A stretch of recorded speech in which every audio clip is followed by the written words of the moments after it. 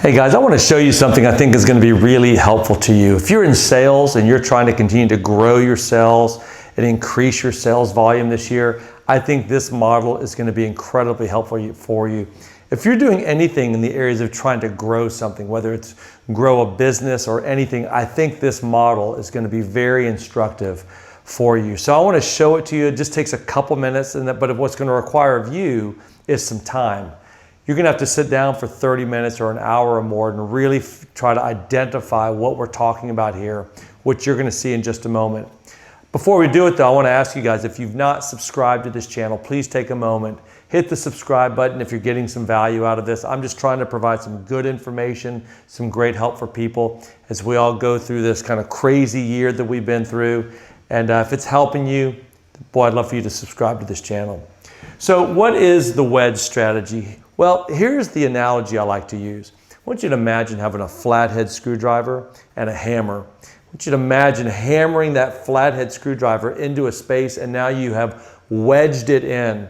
What that gives you now is, once you've wedged it in, is you now have this leverage from the screwdriver because it's wedged in. That's what a wedge strategy is. It is that every one of us have a flathead. You have a unique flathead that a lot of other people don't have. The problem is most people aren't clear on what their flathead is. In fact, what's really challenging is when you think your flathead is one thing and it's not, and you wonder, why can't I sell? Why aren't I more successful at what I'm doing? So we want to be able to leverage our leverage. Your wedge is your leverage, and you want to be able to leverage that wedge in your favor. So how do you do that? Well, 3 basic steps. Number 1, you've got to identify what your flathead is. That allows you to wedge your way in. This is going to be your unique strength. It's going to be what allows you to be most persuasive with people whenever you're trying to, let's say, close a sale or make a sale. So let me give you some examples. Some people are fantastic sitting at breakfast across from somebody, talking to them about their business, talking about a product or a service, and moving them to the close of a sale. So you put them across the table for somebody at lunch or dinner or breakfast or coffee, they're lights out. Some other people, not so good at that. They're not great at moving to the close that way. Some people are phenomenal on the phone. They just have a real gift. They know the art of conversation on the phone, and they're great at it. Other people on the computer, they're terrific. They know how to prospect. They know how to make those initial contacts. They know how to use social media. They know how to do digital marketing. They just are great through the digital platform and moving towards the sale. Other people, they're great if you can just give them a chance to make a presentation in a formal office with a PowerPoint presentation, or they've got a whiteboard and they can illustrate. That's what they need. If they can get that person in their office, they have a much better chance of making the sale. And for other people, it's just get me up in front of a group, get me up in front of a few people, get me on the stage. If I can do that, I can make the sale, because that's where my energy and my expertise really begins to shine.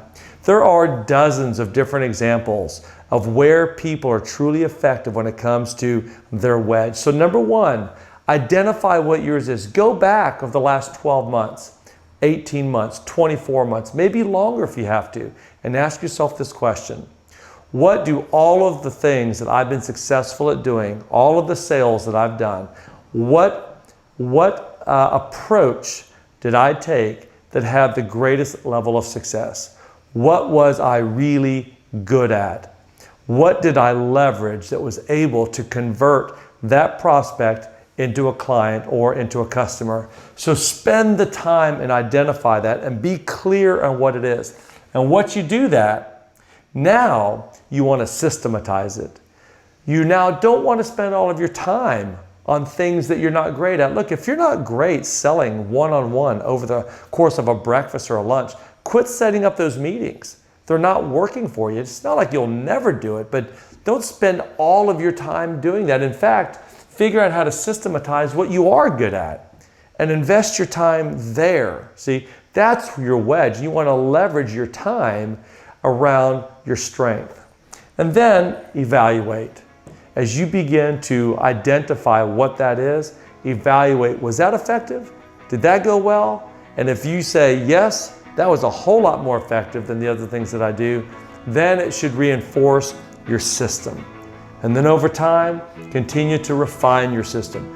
Make your system better, but what stays the same is the strength and the power of your wedge. I promise you, if you can identify what your wedge is and you can create a powerful wedge strategy, you're going to see a lot more success in the long run in everything that you do when it comes to selling.